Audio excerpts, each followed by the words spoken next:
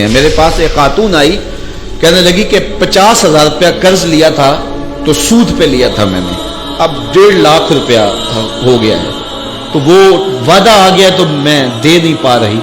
تو ساتھ اس کا بچہ تھا اور وہ ٹانگوں سے معذور تھا, وہ منظر مجھے نہیں بھولتا. تو کہنے لگی کہ آپ کسی کو بھیجیں اور دیکھیں ہمارے دروازے پہ وہ کھڑے ہوئے ہیں, کتنے صفات لوگ ہیں.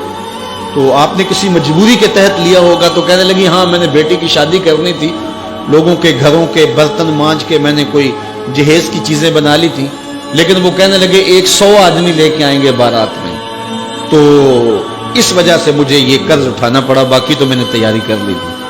تو میں نے کہا آپ اپنے رشتہ داروں میں شادی کر لیتے جن کو آپ کا احساس ہوتا. تو اس نے مجھے کہا کہ جو بارات لے کے آیا وہ میرا سکا بھائی تھا. سکا بھائی اپنی اس بہن کے گھر اپنے بیٹے کو بیانے آ رہا ہے جس کا شوہر گھر کے برتن بھی بیچ کے نشہ کر لیتا ہے اور وہ لوگوں کے گھروں کے برتن مانج رہی ہے, اور وہ بھی کہہ رہا ہے میں 100 کا لشکر لے کے حملہ آور ہونا ہے. اسے نہ شرم آئی نہ حیا آیا, اور اس نے لوگوں کے جو ہے وہ برتن مانج کر کے جہیز بنایا, پھر سود پر رقم اٹھائی اور پھر اس نے ان کی 100 کے لشکر کی دعوت کی. اور وہ سمجھتا ہوگا کہ میں اپنی عزت بنا لی ہے, اور میاں تو 3 بندے لے کے آ جاتا اور کہتا کہ ہم کھانا کھا کے آئیں گے, آپ کے گھر سے چائے پیئیں گے. عرش کا رب اتنا راضی ہوتا کہ تجھے اتنا نوازتا کہ تجھے کوئی کمی باقی نہ رہتی. لیکن غریب بھی غریب پہ ظلم کر رہا ہے, امیر بھی امیر پہ ظلم کر رہا ہے. تو یہ رسمیں ختم ہونی چاہیے, اور یہ دنیا میں کسی خطے میں یہ بیماری نہیں ہے سوائے بر صغیر کے. اور وہ کیا, یہ جہیز, کہ باپ ساری زندگی کماتا رہتا ہے اور بیٹی کو دیتا ہے, پھر دوسری بیٹے کے لیے کماتا ہے, پھر تیسری بیٹی کے لیے کماتا ہے, اور ساری زندگی جو ہے وہ جہیز میں لٹا دیتا ہے.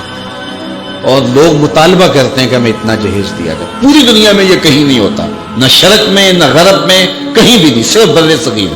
اور یہ ایک ہندوانہ رسم ہے, اور اس رسم کو ہم سینے سے لگایا ہوا ہے, اور اس پر اتنی سختی سے پابند ہے کہ دیکھا جاتا ہے کہ یہ چیز بھی ہونی چاہیے, یہ چیز بھی ہونی چاہیے, یہ بھی چیز ہونی چاہیے.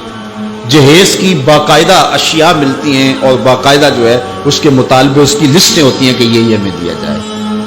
بھلا کوئی جہیز سے بھی امیر ہوا ہے اور اس کے مسائل دور ہوئے ہیں؟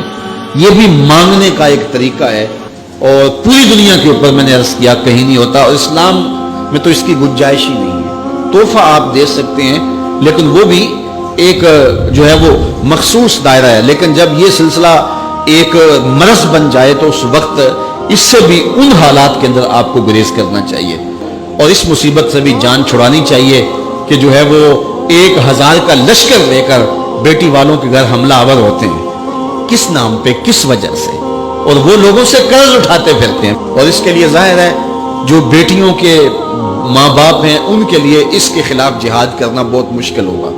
مشکل اس لیے ہوگا کہ لوگ کہیں گے یہ دینے کے لیے کہہ رہے ہیں, اور بیٹے والے جب مطالبہ کریں گے, بیٹی کو ایسے کوئی قبول نہیں کرتا, تو اگر کوئی جہیز کے بغیر بیٹی کا نکاح کرنا چاہے تو کون قبول کرے گا؟ اس کے لیے سب سے اہم ذمہ داری جو ہے وہ بیٹوں والوں کی ہے کہ وہ عزم کریں. میں نوجوانوں سے بھی مخاطب ہوں کہ وہ عزم کریں کہ ہم جب بھی مانگیں گے پیشانی سجدے میں رکھ کے اللہ سے مانگیں گے, اور ہم اپنے ہاتھوں پر اللہ کی دی ہوئی طاقت پہ بھروسہ کریں گے, خود کمائیں گے, سنگلاخ چٹانوں سے بھی اپنی ضرورت کو نکالیں گے. کسی غریب کی بیٹی سے یا امیر کی بیٹی سے جہیز نہیں مانگیں گے.